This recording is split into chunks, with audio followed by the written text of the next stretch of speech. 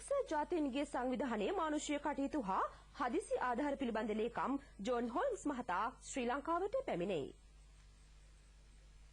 ජනාධිපති මහින්ද රාජපක්ෂ මැතිතුමාගේ ආරාධනාවකට අනුව දෙදින නිල සංචාරයක් සඳහා හොල්ම්ස් මහතා අද පෙරවරුවේ කඩුනායක ජාත්‍යන්තර ගුවන්තොටුපළින් දිවයිනට ළඟා විය. හොල්ම්ස් මහතා සහ විදේශ කටයුතු අමාත්‍ය රෝහිත බොගුලගම මහතා අතර විශේෂ සාකච්ඡාවක් අද පෙරවරුවේ විදේශ කටයුතු අමාත්‍යාංශයේදී පැවැත්වින. ඊන් අනතුරුව විදේශ කටයුතු අමාත්‍යවරයා සහ එක්සත් ජාතීන්ගේ මානුෂීය කටයුතු හා හදිසි ආධාර පිළිබඳ ලේකම් ජෝන් හොල්ම්ස් මහතාගේ සහභාගීත්වයෙන් විශේෂ මාධ්‍ය හමුවක්ද පැවැත්වින. අපි එක්සත් ජාතීන්ගේ සංවිධානයේ හැටියට LTT ත්‍රස්ත ග්‍රහණයේ සිටින ජනතාව ගැන අවධානයෙන් ඉන්නේ. අපි සියලු දෙනාටම කියන්නේ ජාත්‍යන්තර මානුෂීය නීතිවලට අනුව සිවිල් ජනතාවට පහසුකම් සලසන ලෙසයි. අපි LTTට අවධාරණය කරනවා සිවිල් ජනතාව නිදහස් කරන්න කියලා. ඒ වගේම නිදහස් වෙලා යන ජනතාවට වෙඩි තියන්න එපා කියලත් අපි ඉල්ලීම් කරනවා.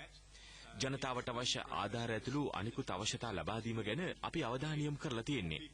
රජයේ මේ වන විටත් හිර වෙලා ඉන්න ජනතාවට මුහුදු මාර්ගයෙන් අවශ්‍ය ආහාර ද්‍රව්‍ය යැවීමට කටයුතු කරලා.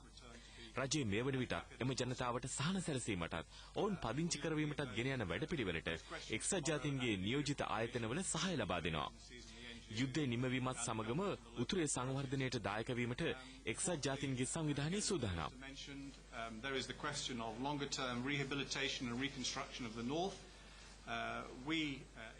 එතුමා විශේෂයෙන්ම හෙට දිනේදී වවුනියා ප්‍රදේශයේ ශ්‍රී ලංකා රජය විසින් ගෙන යන ඒ මානසික මෙහෙයුම් වැඩපිළිවෙල සම්බන්ධයෙන් අධ්‍යයනය කිරීම සඳහා බැසිල් රාජපක්ෂ මන්ත්‍රීතුමා සමග එහි යනවා.